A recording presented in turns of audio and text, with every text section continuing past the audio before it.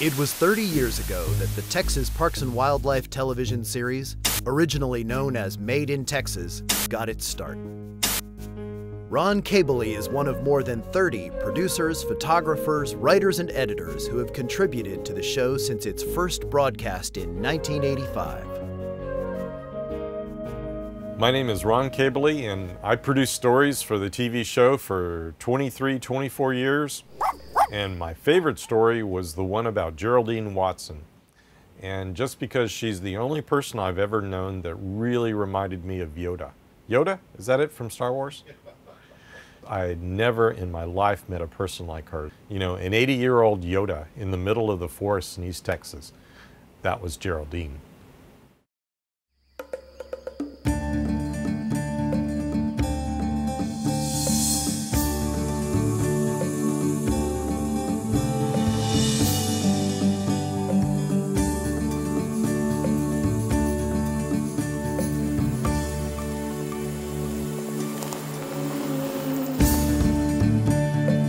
The perfection that's in the balance of nature is empirical evidence of the creative genius of God.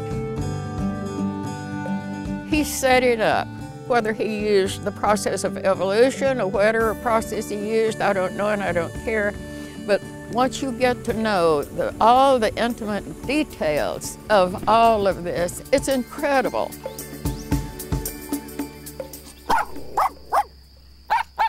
She would never admit it, but Geraldine Watson knows as much about the ecology of the Big Thicket as anyone. For over half a century, she has fought to preserve the forests, animals, and plants here in the East Texas piney woods. I never planned to be a botanist. I never planned to be an ecologist. I never planned to be a park ranger. I just simply seemed to drift into things. Today, Geraldine spends most of her time in this 10-acre preserve, caretaker of a tiny remnant of the beautiful virgin forests of her childhood. I stopped and I walked out on that point and I said, this is where I'm going to spend my declining years.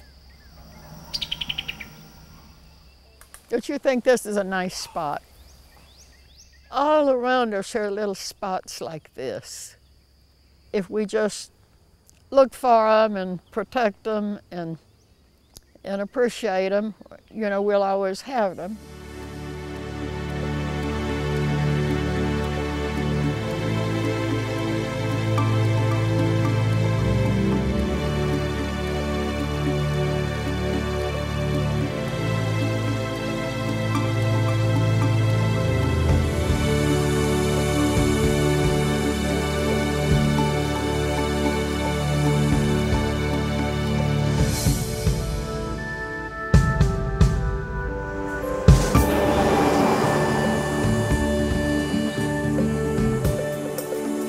Geraldine has lived her entire life within a few miles of the East Texas town of Warren. Warren is mostly a throughway for a region that produces wood and paper products. It's an industry that contributes billions of dollars each year to the local economy. But with that economic impact come consequences. The decline of the Big Thicket started while Geraldine was still a child. Huge old-growth forests were cut to fuel the fires of progress.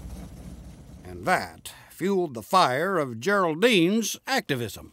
I was with the Park Service for 15 years as the plant ecologist, and all of that time I was screaming and yelling and jumping up and down.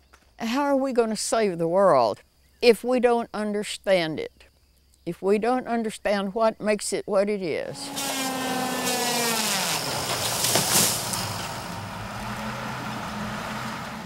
By the 1960s, 90% of the virgin forests were already gone. That's about the time the Big Thicket Association was formed, and Geraldine was one of the founding members. She could talk to groups, and she was so good at explaining What was unique about the Big Thicket? Geraldine was as comfortable testifying to congressional subcommittees as she was talking to Audubon groups, and her book, Big Thicket Plant Ecology, elevated her to near rock star status within the botany world. Her 8 ecosystems that she put together gave everyone a better understanding of what we were trying to save and why we were trying to save it. I think her contribution was just immeasurable. In the old days, there were very few people like me, and we were called those little old ladies in tennis shoes. But those little old ladies turned out to be a formidable group. It wasn't a smooth path, and there was controversy involved. And so she struggled to get this message across, but she was victorious. That victory came with a cost. Geraldine and her family were ostracized by many people in their East Texas community. The 10 years we were trying to get a bill passed. You have no idea what my children went through. But the family stuck together through good times and bad. And one of her children, David, grew up to be as passionate about conservation as Geraldine herself.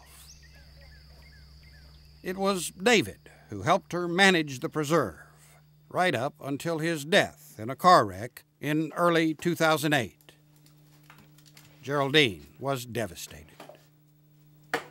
I often think that I am not proud of anything that I have done, that as my children have grown up and grown older and my husband is gone, I think of all of the days and the hours I spent out in the woods and the fields with other people when I could have been spending time with them. But here, Geraldine is not alone.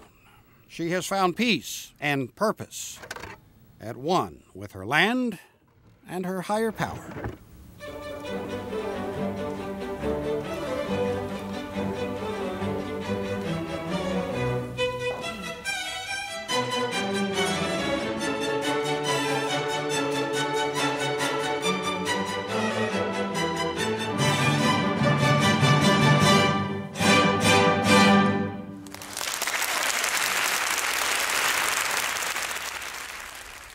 As she gets in the car and says, "I'm ready to go."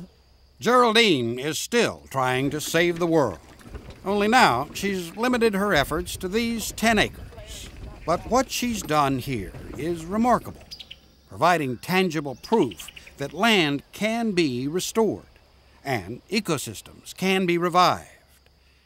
Geraldine would just call it preserving empirical evidence of the creative genius of God. You know, I would rather somebody knock me on the head and throw me in the river than for me to sit on a sofa watching soap operas and eating myself into oblivion.